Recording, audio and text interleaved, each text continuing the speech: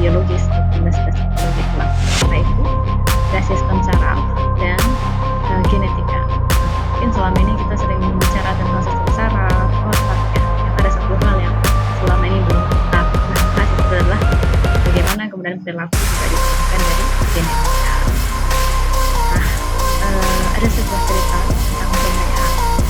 Dia adalah seorang yang kasar ya, kemudian menderita stroke ya, sembuh itu sampai bertahun-tahun.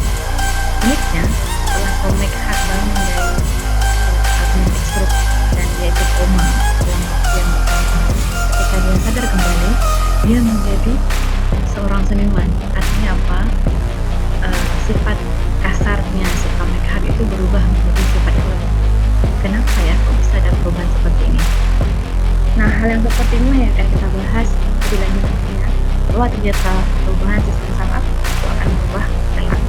Ini contohnya, bahkan orang yang sedang koma saja itu bisa kemudian mengembangkan ini atau sistem sarafnya itu memperbaiki diri sendiri sehingga membentuk sebuah perilaku ya. Oke. Hal yang lain mungkin kita sering mendengar ada orang yang sulit membaca peta, ada nggak ya? Sebenarnya orang yang juga bisa membaca peta. Ada sebuah penelitian yang menarik di London yang menggunakan supir taksi, dan kemudian perusahaan ini melakukan perbandingan before and after.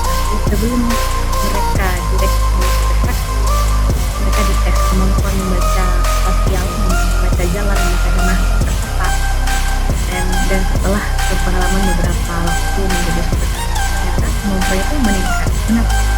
Ternyata kebiasaan, perubahan persepsi dan usaha untuk mengejar sesuatu sehingga menjadi bisa, apakah itu sadar atau tidak sadar, itu akan membentuk jaringan otak baru sehingga kita akan bisa menambah skill baru kita dan juga akan bisa memperbaiki kemampuan kita. Kenapa sih ini perlu untuk dibahas? Ternyata ini adalah karakteristik utama otak kita. Apa sih itu otak? Intinya otak kita itu adalah kumpulan dari sel saraf atau disebut dengan sistem saraf pusat. Dan ternyata di antara semua organ dalam tubuh kita yang paling fleksibel itulah otak. Nah, otak ini bahkan bisa beradaptasi dari trauma besar. Nanti disebut karakteristiknya itu istilahnya plastisitas. Dan kita harus yakin dan percaya bahwa di dalam otak kita masih memiliki potensi besar, kreativitas, fungsi positif dan bakat terpendam yang belum diketahui dan digunakan. Kenapa itu bisa sangat mungkin terjadi? Karena banyak sekali yang belum kita eksplorasi di dunia ini. Dan perubahan otak itu dapat mengubah aspek psikologis dan sebaliknya.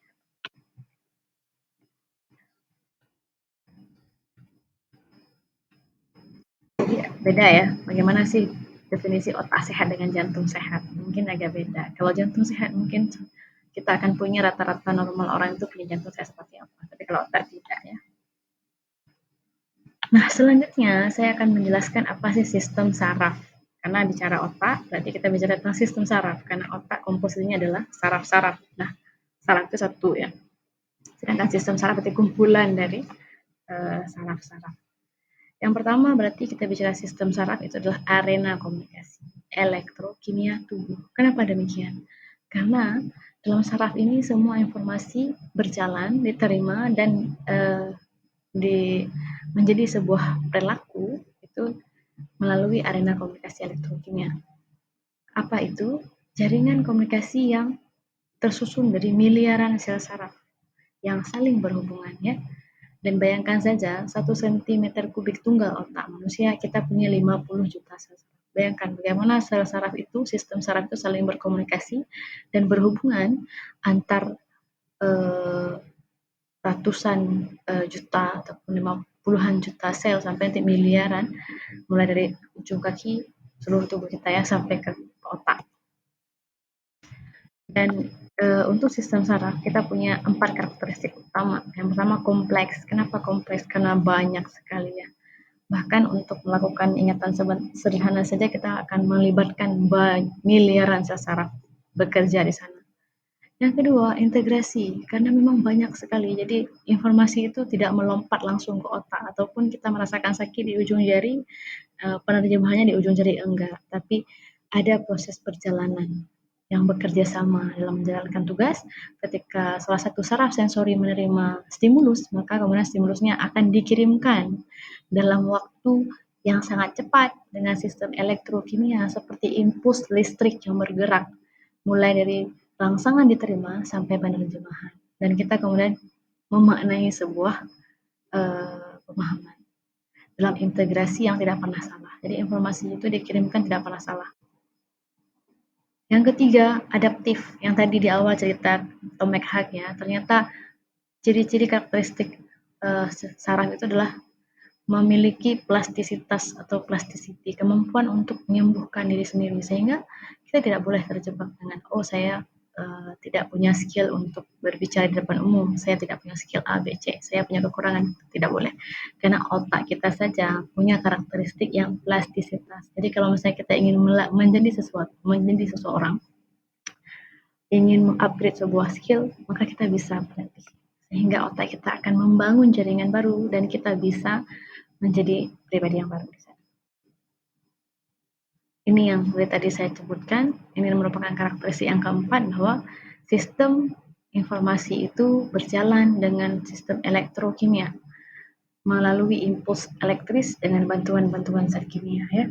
Jadi sistem informasi itu berjalan bukan seperti aliran darah, tapi lebih cepat seperti listrik ya. Yang isinya apa? Ada zat kimia di sana. Nanti akan disebut sebagai neurotransmitter. Nah, kalau kita belajar dari satu neuron, maka kita akan ambillah satu dari miliaran neuron. Ya, kita lihat ini, kalau otak kita punya 100 miliar neuron. Nah, sekarang saya ambil cabut satu sel saraf ya, ataupun disebut dengan neuron. Berarti ini merupakan unit dasar sistem saraf. Sistem saraf berarti maknanya apa? Kumpulan dari neuron-neuron yang saling bekerja sama dan mengelola informasi dan tidak pernah salah. Bahkan untuk memikirkan hal yang kecil saja, kita perlu jutaan neuron yang bertindak secara bersamaan. Bahkan untuk berpikir misalnya, saya lapar, nama saya A, nama saya B. Bahkan untuk mendengar penjelasan saya ini, kalau ini udah serius ya, tapi kalau saya memikirkan hal yang sederhana saja, jutaan yang bekerja. Bayangkan bagaimana integrasi dan kompleksitas sistem saraf kita. Ini bagian-bagian dari sebuah sel neuron, sel saraf. Dan ini yang ada 4 hal saja yang penting, karena disinilah proses utama pentransferan informasi antara satu saraf dengan saraf lain. Jadi ketika berita itu di tempat misalnya di ujung kaki ya, berarti ada berapa miliar saraf itu sampai misalnya kita, kecuali gerak refleks ya, kalau gerak refleks itu nggak sampai ke otak. Misalnya kita tahu kaki kita basah, itu kan bukan gerak refleks. Berapa banyak tuh neuron yang saling bekerja sama mengirimkan informasi ke otak, yang kemudian diterjemahkan, kita tahu, ya kaki saya basah. Dan ada lompatan informasi dimulai dari dendrit yang menerima, kemudian dendrit mengirimkan ke soma, soma dikirimkan ke nukleus, nukleus menerjemahkan apa itu, kemudian dikirimkan ke akson, akson akan dibantu oleh selubung mielin untuk cepat dan lambatnya itu berjalan ke akson terminal, kemudian dari akson terminal dia melompat ataupun ditransfer ke saraf yang lain mengikuti jalur yang sama lagi. Jadi urutannya dendrit, soma, neuron, akson, selubung mielin yang membantu, akson terminal, dendrit lagi, dan berulang sampai miliaran. Bayangkan seberapa cepat bekerja, sehingga kita nggak perlu lambat loading untuk paham, kaki saya basah. Ya. Jadi nanti baca sendiri saja ya, apa sih fungsi neuron, ini yang tadi saya sudah sebut sekilas, bagaimana proses kerja itu, ini juga sudah ya.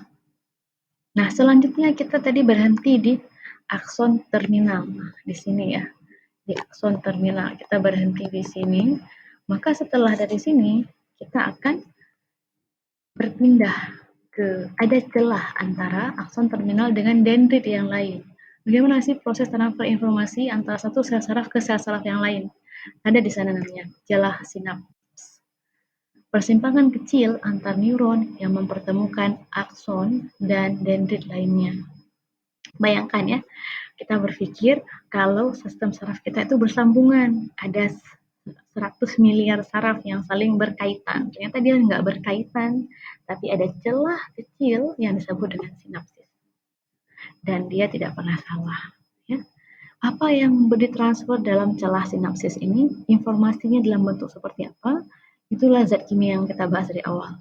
Apa namanya? Zat kimia tersebut disebut uh, pembawa informasi yang menyeberangi celah sinap itu namanya neurotransmitter.